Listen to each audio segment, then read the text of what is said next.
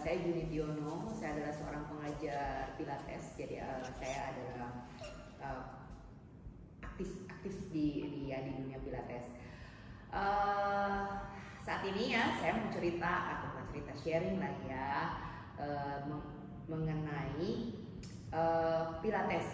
Kan sekarang ini saya kalau cerita lebih banyak ngomongnya Pilates itu, dan kita juga tahunya Pilates itu buat memperbaiki postur. Itu udah tentu, udah jelas ya. Kenapa? Karena si Pilates itu lebih menggerakkan, kita lebih berfokusnya menggerakkan tulang belakang. Jadi si tulang belakang itu bisa bergerak ke segala sisi, mana sisi mana yang bisa bergerak itu digerakkan. Nah, tapi selain memperbaiki postur, jadi selain postur juga terkoreksi, itu banyak benefit atau manfaat-manfaat lain ya yang bisa kalau teman-teman rajin ya tiap hari melakukan menjadi jadi kehidupan sehari-hari si Pilates itu, teman-teman akan banyak manfaatnya. Jadi yang pertama nih ya, kita itu mengaktifkan otot dalam.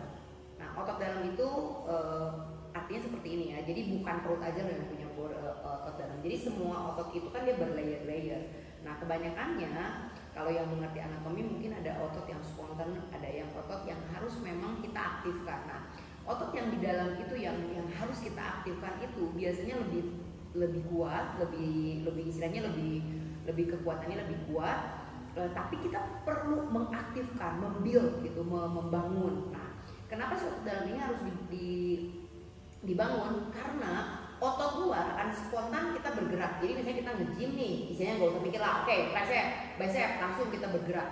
Nah, tapi otot yang di bawah itu kita harus oke, yang ini nih, yang kita harus kayak merasakan yang di bawah otot yang spontan itu adalah otot yang dalam. Nah, kalau kita bisa membangun otot yang dalam lebih kuat atau bisa terkoneksi, otot luarnya akan terbangun lebih baik ya. Jadi kenapa sih otot dalam itu harus digerakkan? Tentunya untuk otot yang di luar dan buat rangka tubuh ya, karena rangka tubuh itu ya otot pertamanya adalah otot yang dalam dulu ya. Itu yang pertama. Yang kedua, flexibility dan stability. Jadi olahraga itu kan biasanya kita ngomong flexible, jadi aduh kita kaku harus stretching biar fleksibel. Nah, terlalu fleksibel tidak baik, terlalu kaku juga tidak baik. Nah, si Pilates itu akan membangun keduanya. Dan kita berada di mana? Kita berada di tengah-tengah. Jadi badan yang kaku akan ditambah ya dengan berlatih Pilates, ditambah fleksibilitasnya. Badan yang terlalu fleksibel akan dibangun kestabilannya. Jadi kita akan bergerak di tengah-tengah antara stabil dan fleksibel. Oke. Nah, yang lainnya selain membangun kesadaran gerak ya. Yang ketiganya membangun kesadaran gerak. Nah, apa yang dimaksud kesadaran gerak? Jadi waktu kita bergerak, kadang-kadang kita tuh ada beberapa orang, bukan kita tidak sadar ya. Maksudnya gini loh. Kalau kita bergerak konyong-konyong yang mengakibatkan cedera, itu tuh kita tidak menyadari kita bergerak ada di mana. Jadi bukan terlalu spontan ya. Jadi terlalu tiba-tiba. Akhirnya kita tidak menyadari. Nah, kita harus melatih kesadaran. Jadi pas waktu kita bergerak perlahan. Misalnya dari ini yang menahan gerakan ini, yang bergerak ini. Nah, itu adalah kesadaran gerak. Otot mana yang digerakkan, mana yang menjadi tumpuan ya. Itu. Selain membangun kesadaran gerak ya, juga membangun keseimbangan dan kekuatan tulang punggung. Itu udah jelas, karena pada saat kita memperbaiki postur itu tuh yang diperbaiki apa? Tulang punggung kita. Nah, tulang punggung kita itu harus gimana? Harus kuat banget, nggak boleh, karena dia harus tetap bergerak. Tulang punggung itu harus bisa bergerak karena dia itu kan vertebra. Jadi dia harus bergerak. Jadi ada fleksibilitinya, tapi harus stabil juga. Jadi kadang-kadang kita itu menganggap kekuatan itu dengan kekakuan, dengan terlalu stabil akan mengakibatkan kekakuan. Jadi kita harus in the middle way, di tengah-tengah. Jadi harus bisa fleksibel, tapi dalam keadaan stabil. Ya, jadi itu untuk tulang punggung udah jelas ya. Nah, Terus selain itu karena kita ke koreksi tulang punggung, ke koreksi postur. Nah, yang injured, nah biasanya orang-orang yang suka cedera itu adalah yang biasanya posturnya itu dia sebetulnya kesadaran gerak ya, biasanya kan ya seperti begini ya contohnya, ambil barang nih tiba-tiba zep kena gitu. Nah itu tuh kan dia tidak ada kesadaran gerak, akhirnya timbullah cedera. Nah pada saat kita terjadi cedera itu tuh artinya mungkin tidak seimbang ototnya, jadi itu ya saling berkesinambungan ya artinya.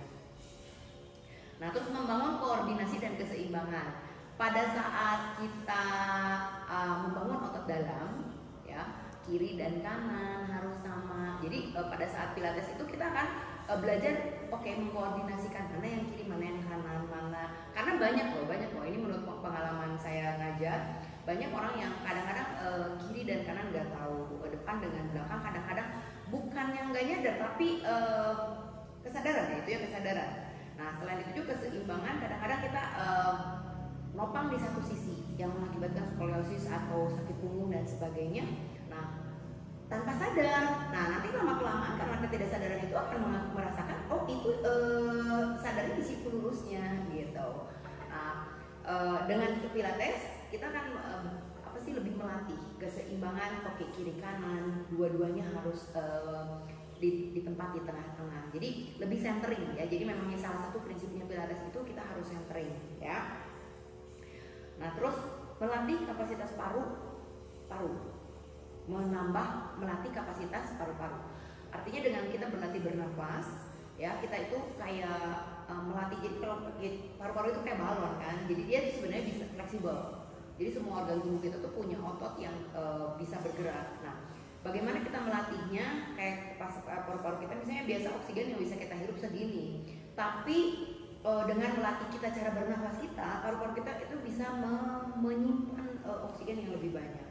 Nah, bagaimana cara membuangnya juga itu harus dipikirkan ya. Jadi bukan narik terus tapi nggak membuangnya gimana. Kita harus membuang sebanyak-banyaknya untuk mengaktifkan otot-ototnya. Nah, itu pun di cara kita bernafas. Jadi tanpa sadar waktu kita bernafas, waktu kalau misalnya ada guru-guru pilates yang ngajak, inhale, exhale, kadang-kadang terus suruh inhale, exhale.